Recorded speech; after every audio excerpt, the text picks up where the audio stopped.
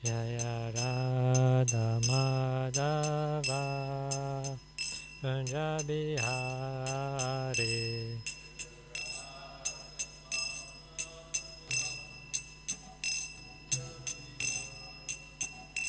Jaya Radha Madhava Punjabi Hari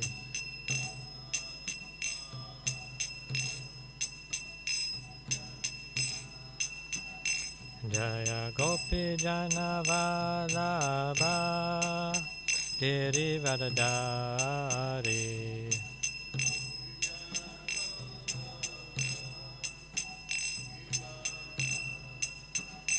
Jaya Gopi Jana Vallabha Girivardhari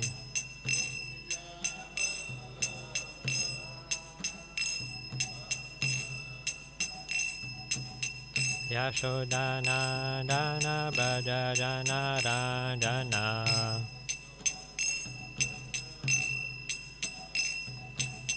Yashodhana Dana Bhajana Ranjana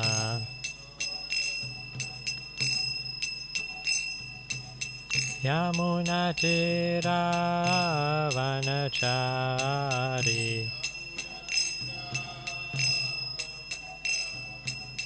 Yamuna Tira Vanachari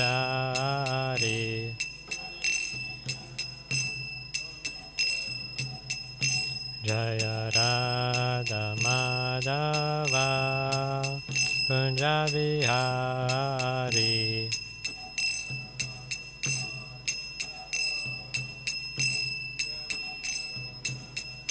Jaya Radha Madhava Punjabi Hari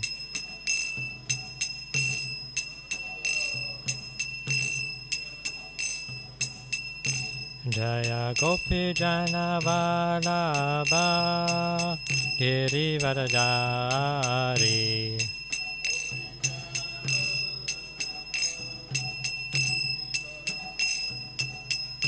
Jaya Gopi Jana Vallabha Girivardhari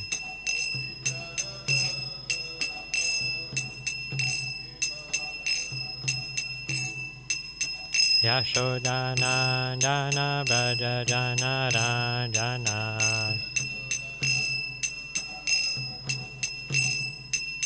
Yashodhana Dana Bhajana Ranjana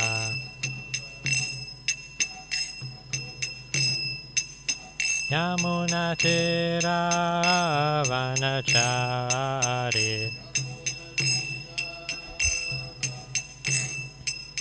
Yamuna Tira Vanachari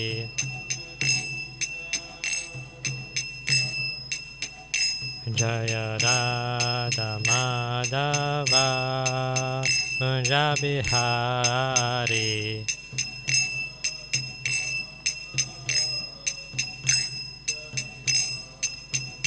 Jaya Radha Madhava Punjabi Hari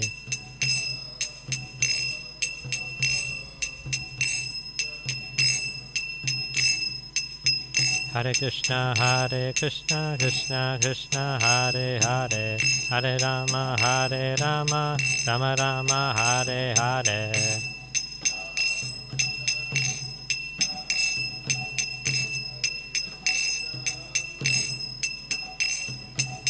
Hare Krishna Krishna Krishna Hare Hare Hare Rama Rama Rama Hare Hare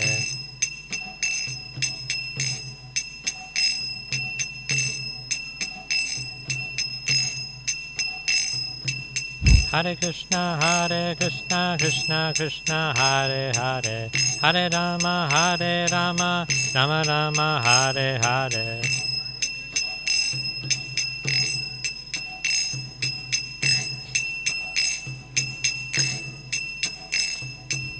Hare Krishna Krishna Krishna Hare Hare Hare Rama, Hare Rama, Rama Rama, Hare Hare.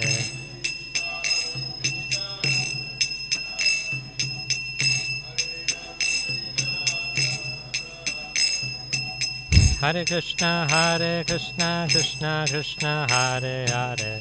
Hare Rama, Rama Rama, Hare Hare.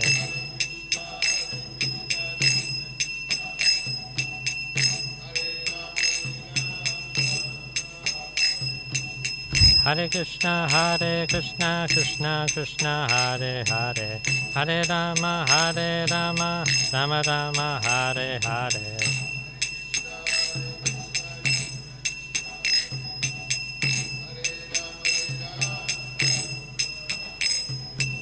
Hare Krishna, Krishna Krishna, Hare Hare. Hare Rama, Rama Rama, Hare Hare.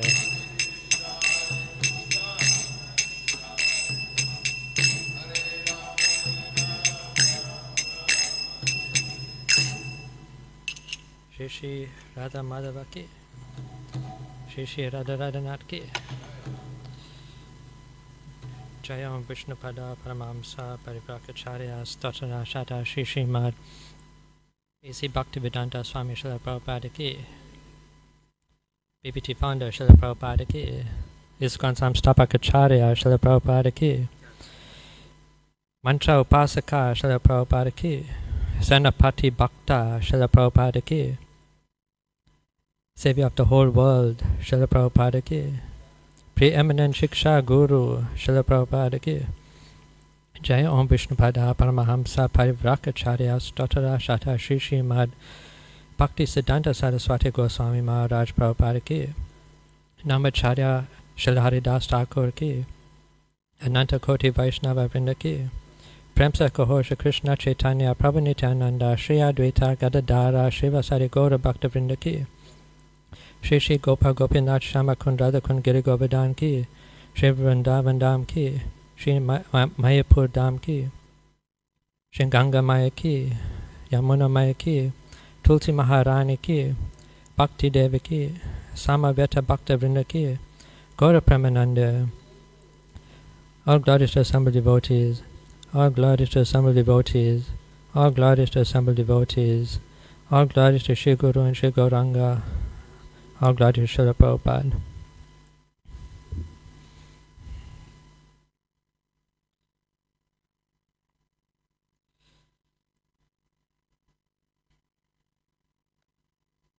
We can chant Prabhupada's prana mantras together. Namo Om Vishnupadaya Krishna Pastaya Bhutale Srimati Bhakti Vedanta Swami Niti Namine Namaste Saraswati Deve Gauravani Pacharine Nirvishesha Shunyavadi Paschatya Deshatarine. Today we're reading from Srila Prabhupada's Lilamrta. We're reading the chapter London, a Dream Fulfilled. We'll be continuing.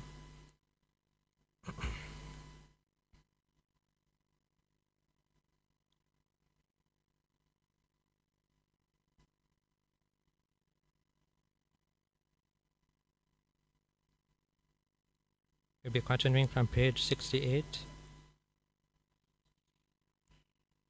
Prabhupada is just about to get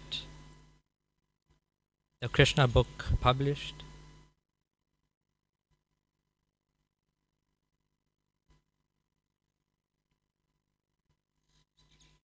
As Prabhupada was anxious about the temple opening, he was also anxious about publishing the first volume of Krishna, but he had no money. According to printers' estimates, the book would cost about $19,000. Prabhupada told Shama Sundar to ask his friend George for a donation. Shama Sundar, who had always been careful not to ask George for money, was hesitant. But Prabhupada insisted, and Shama Sundar gave in. George agreed, but regretted it afterward. Then Shyamasundar began to feel sorry. After all, he hadn't really wanted to ask George, and George hadn't really wanted to be asked. When Prabhupada heard of this, he invited George to see him.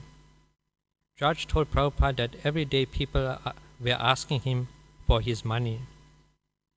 But when Prabhupada explained the importance of Krishna book and how George's donation would be devotional service to Krishna, George dismissed his regrets.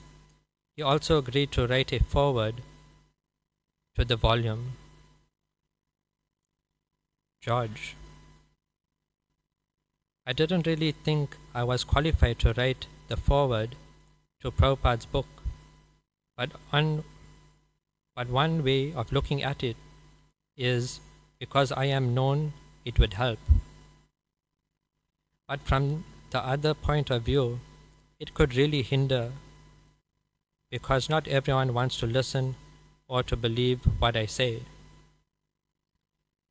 There are a lot of people who would be put off just because I am saying it. I mean, if I picked up a book on Krishna and the foreword was written by Frank Zappa or somebody like that, I would think, God, maybe I don't want to know about it. So I thought that although he asked me, maybe Prabhupada didn't really want me to write the foreword, but it was one of those things I couldn't get out of. Everybody had their minds made up. You're writing the foreword, and that's it. So I just did it.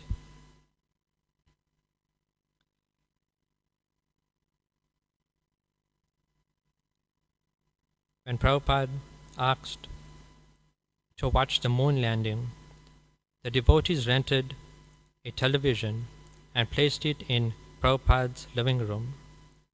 Prabhupada took his massage as usual, sitting in a chair before the television.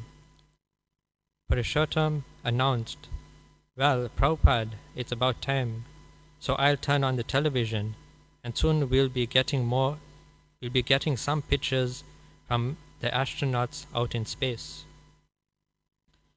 A reporter was speaking from Cape Canaveral, Florida. "We are just about to get the first pictures of this historic occasion." The pictures appeared fuzzy, then cleared. The spacecraft had landed on the moon. As the astronauts emerged from the ship, they slowly eased themselves down onto the moon's surface. Purushottam was in ecstasy.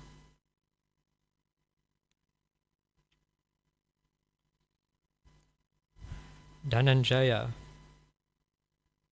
I was attempting to massage Prabhupada's head and at the same time watch the program. All of a sudden, as the men were landing, Prabhupada motioned for me to sit in front of him. So I came around.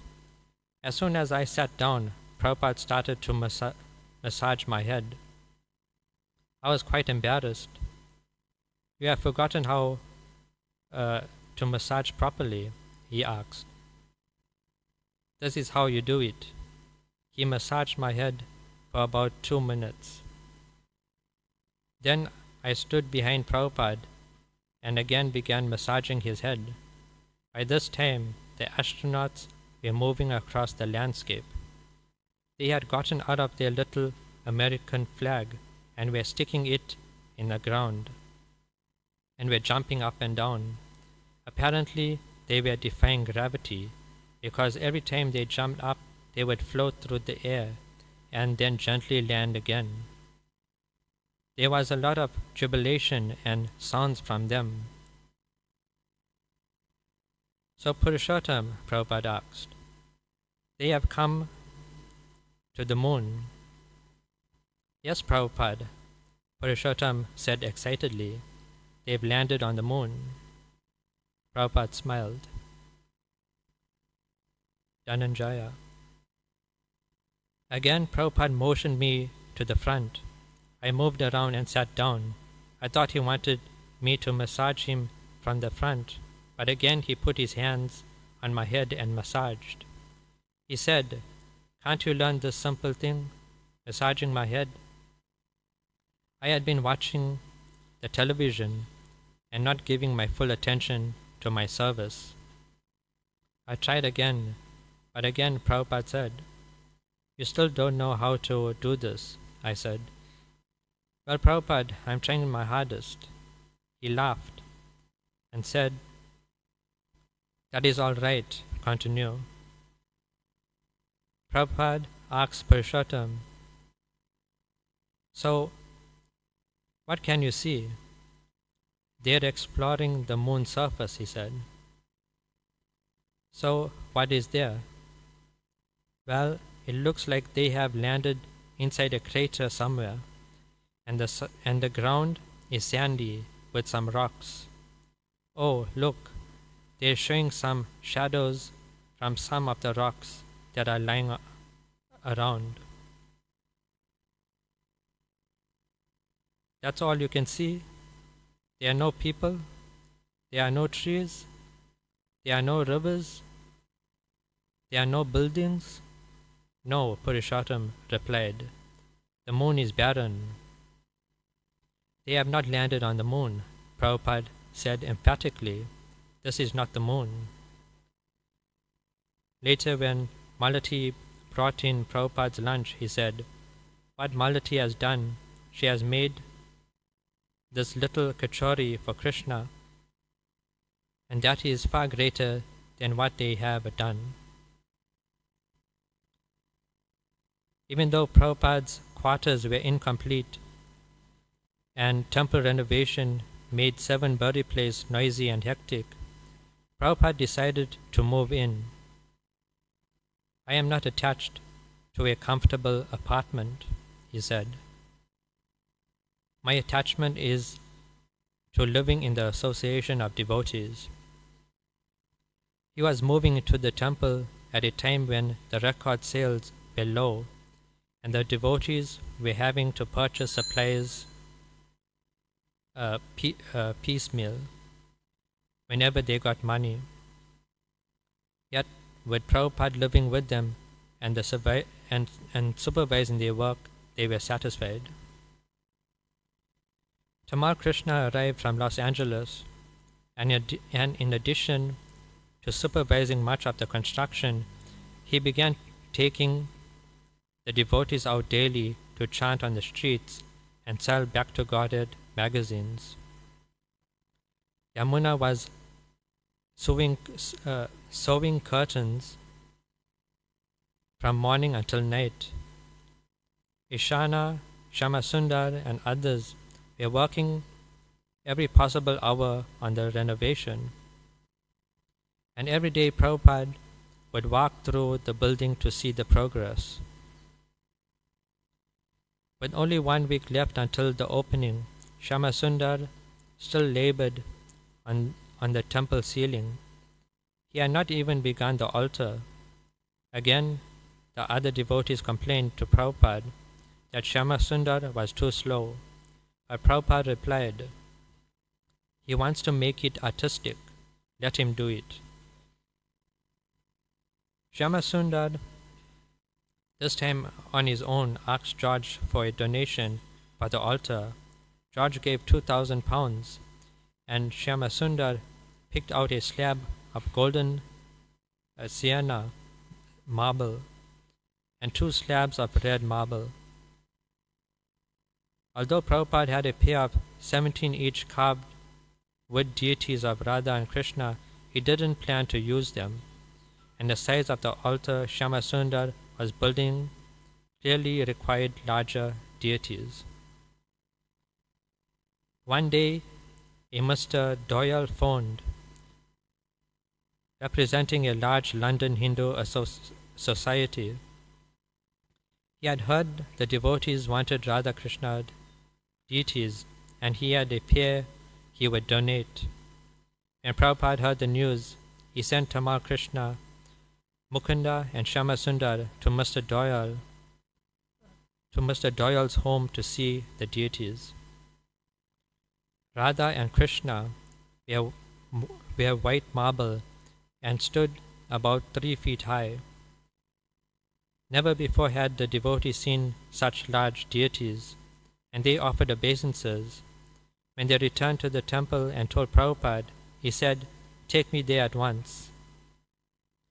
Srila Prabhupada, accompanied by Shama Sundar, Mukunda, and Tamal Krishna, arrived by van at Mr. Doyle's home.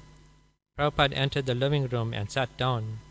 The deities, covered by a cloth, stood on a table in the corner. Tamal Krishna was about to unveil them when Prabhupada checked him. "No, that's all right." Prabhupada sat and spoke with Mr. Doyle, asking him about his work and where he had come.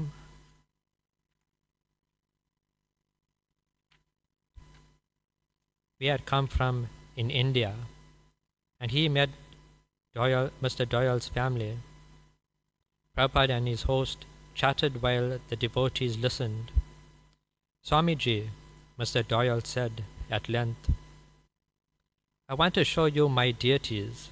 "Yes," Prabhupada replied, I will see them after some time."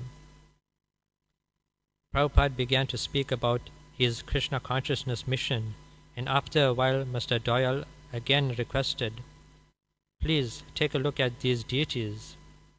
And with that he walked over and unveiled Radha and Krishna. "Oh yes," Prabhupada said, folding his hands respectfully. Mr. Doyle explained that he had ordered the deities from India for his own use. But in transit, a tiny piece of Radharani's finger had chipped off. Therefore, according to Hindu tradition, the deities could not be installed. "Tamal Krishna," Prabhupada said, "see how heavy these deities are." Tamal Krishna, placing one hand at Radharani's base and the other around her shoulder. Shri Shri Radha Radhanath ki, Srila Prabhupada ki.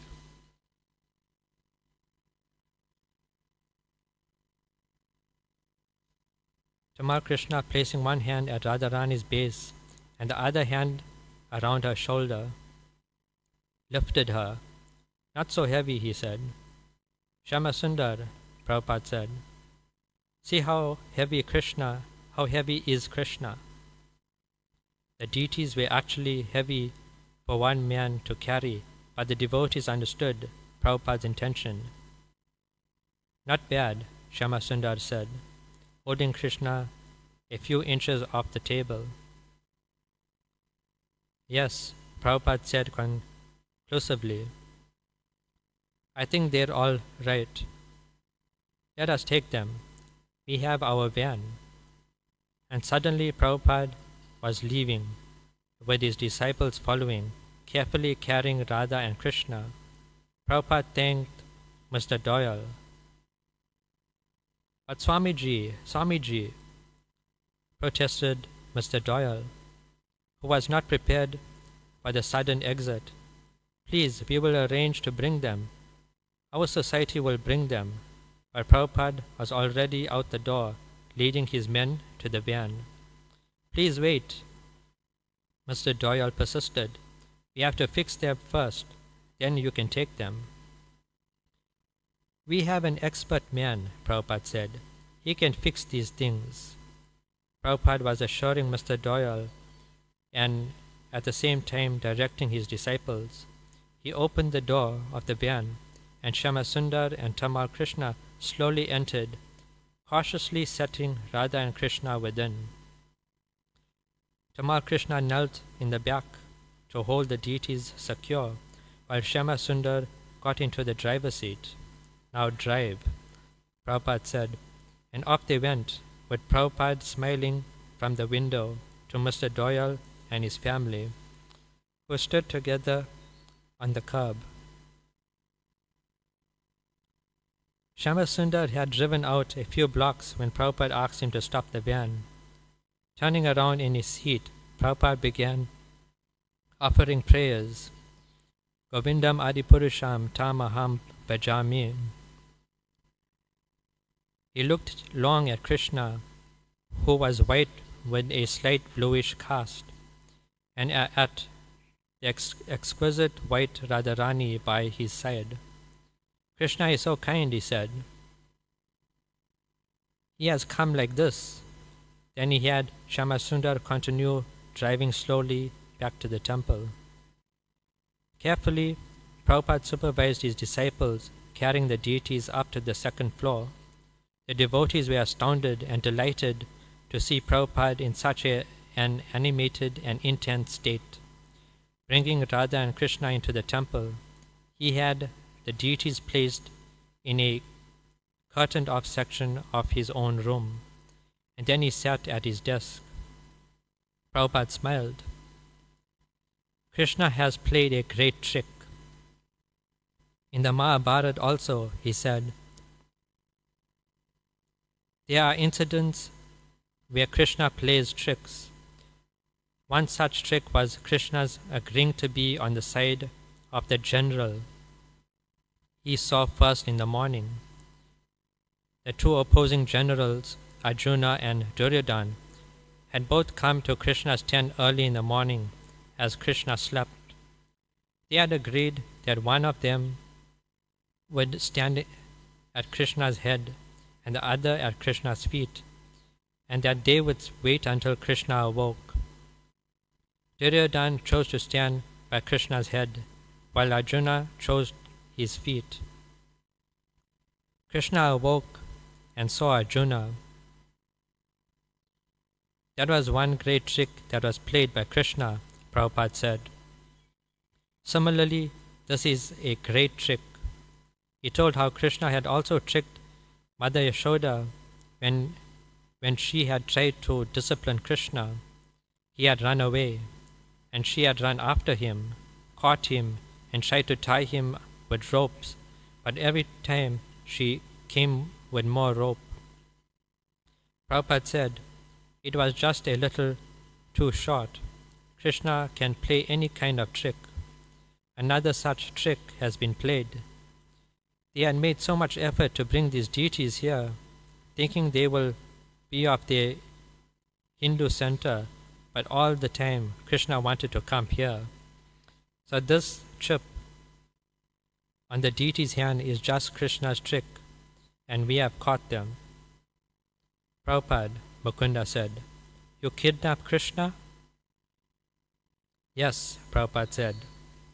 Once I was in the bank, and the manager had come, and the manager had some scheme, but I foiled his scheme. So he said to me, Mr. Dare, you should have been a politician. Prabhupada laughed. Then he became grave and asked the devotees not to talk about the incident. Many people would not understand how he could install a chipped deity. The devotees agreed to keep the secret, but they had no doubt that Prabhupada's love for Krishna was transcendental to Hindu customs. Radha and Krishna had come to London on Prabhupada's desire. How do you dress big deities like this? Yamuna asked. They already have clothes on. Prabhupada said, you bring me some cloth. What kind of cloth, Prabhupada? What should the clothes look like? Like in the pictures, he replied. Well, there are so many different pictures, she said. Sometimes Krishna has a ruffled skirt on, and sometimes he has a dhoti on, and sometimes he has a big crown on. Krishna looks very beautiful in saffron, Prabhupada said. So you bring me some silk dhotis in yellow and saffron color. Yamuna collected 6 silk saris with silver and gold borders, and Prabhupada indicated the design he wanted and told Yamuna how to arrange the crowns.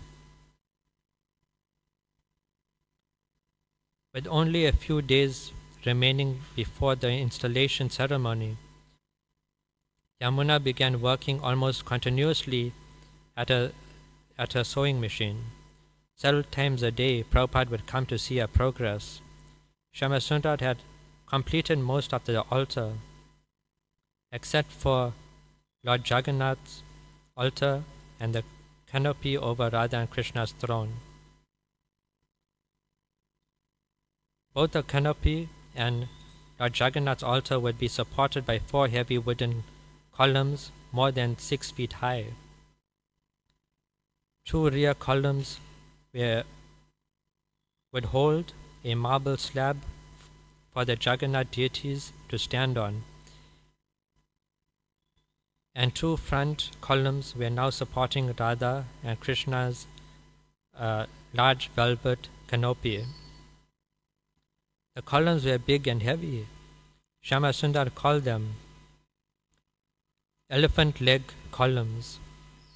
The columns now stood in place on the altar, although Shama Sundar hadn't had a chance to secure them.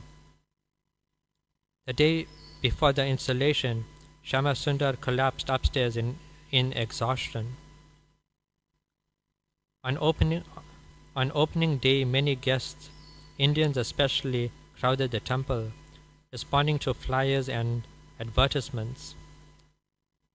Apple Records had supplied a professional florist who had decorated the room with floral arrangements.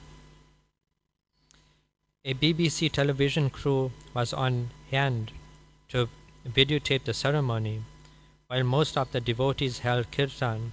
Prabhupada, behind the curtain at the other end of the temple, bathed Radha and Krishna. The plan was that after the bathing ceremony, the deities would be placed on the altar and Yamuna would dress them.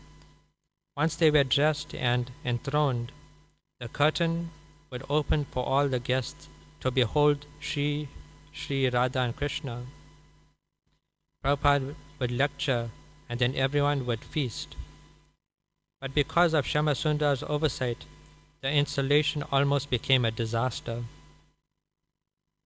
Prabhupada had finished bathing the deities and they had been placed on the marble altar when suddenly the elephant leg columns tottered and the canopy above the deities began to collapse. Prabhupada, seeing the danger, jumped onto the altar and seized the heavy columns in a split second. With great strength, he held the 2 front pillars in place. "Get this out of here," he shouted. While Prabhupada's arms protected the deities, the men removed the canopy, and then the 2 men at the time carried each of the pillars away. The deities remained unharmed. While Prabhupada was behind the curtain rescuing Radha and Krishna, on the other side of the curtain, guests and reporters awaited the unveiling of the deities, unaware of the mishap. The guests saw only men emerging from behind the curtain carrying large pillars and a canopy. The BBC camera crew began filming the canopy and pillars as they appeared from behind the curtain, taking them to be part of a ceremonial procession. A few devotees behind the curtain with Prabhupada were amazed, but there was no time now for apologies or appreciations. Yamuna addressed the deities, Prabhupada hurrying her. When at last everything was ready, Prabhupada opened the main curtain, revealing the graceful forms of Lord Krishna and Radharani to the temple full of guests. A devotee began to offer arti, while Prabhupada, wearing a saffron chadar and a garland of carnations, stood to one side, reverentially looking upon Radha and Krishna as their worshipper and protector. This was the culmination of months of effort. Actually, years of planning had preceded this auspicious occasion. 100 years before, Bhaktivinoda Thakur hoped for the day when Krishna consciousness would come to England, and Srila Bhaktisiddhanta Saraswati had also desired it. Now that an authorized temple of Radha and Krishna was preaching Krishna consciousness in London, it was a historic occasion for the Gaudiya Vaishnavism. A long-standing order of the previous acharyas had been fulfilled. Prabhupada had sent invitations to several of his godbrothers in India. None of them had been able to come, of course, but at least they should have been pleased to learn that this dream of Srila Bhaktisiddhanta Saraswati's had been fulfilled. Prabhupada was 73. He had now opened 21 temples in 3 years. Recently, he had told some of his disciples that they should try to form a governing body for ISKCON to relieve him of the management and allow him to concentrate fully on presenting Krishna consciousness literature. This literature could be introduced all over the world into homes, schools, and colleges for the benefit of everyone.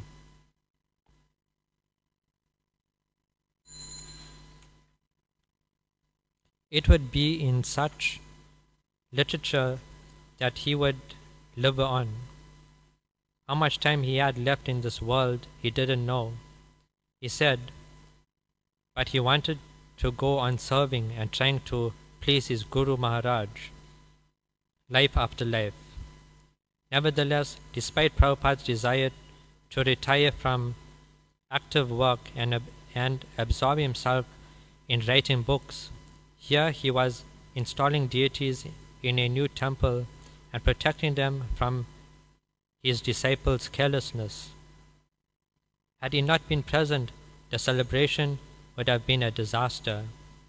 So many hard-working disciples, and they still needed his personal guidance.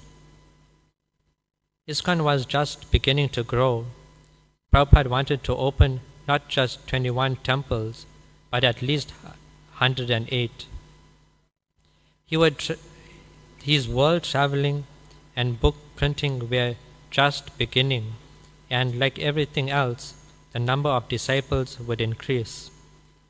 The prestige of his movement would increase, and with it, opposition from atheists.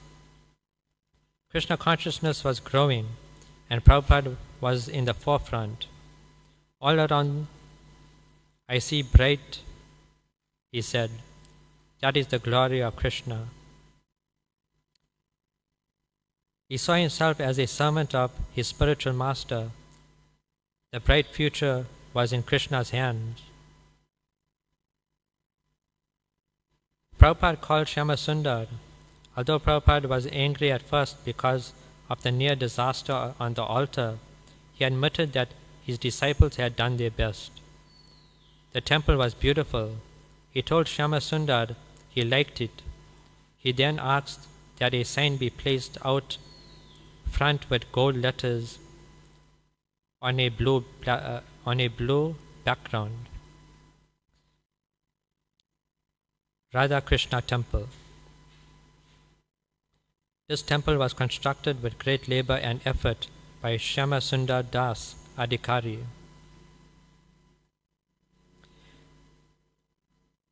On the day of Prabhupada's departure from London, he distributed some of his personal efforts, such as sweaters, some of his personal effects, such as sweaters and scarves, to his disciples. He then went downstairs alone into the temple to see the deities. He offered fully prostrated obeisances on the floor for a long time, and then stood looking at Radha and Krishna. Yamuna. Prabhupada was looking at the deities with complete devotion. He loved those deities. He had commented about their exquisite beauty and how they complemented each other, how sometimes Radharani looked more beautiful, but how Krishna's moon-like face and eyes were shining. Prabhupada saw me and matter-of-factly said, "If you practice what I have taught you and follow the instructions of how I have taught you to worship the deity, and if you read the books that we have printed, it is sufficient for you to go back to Godhead. You need not learn anything new. Simply practice what I have taught you, and your life will be perfect. Then he left, just left.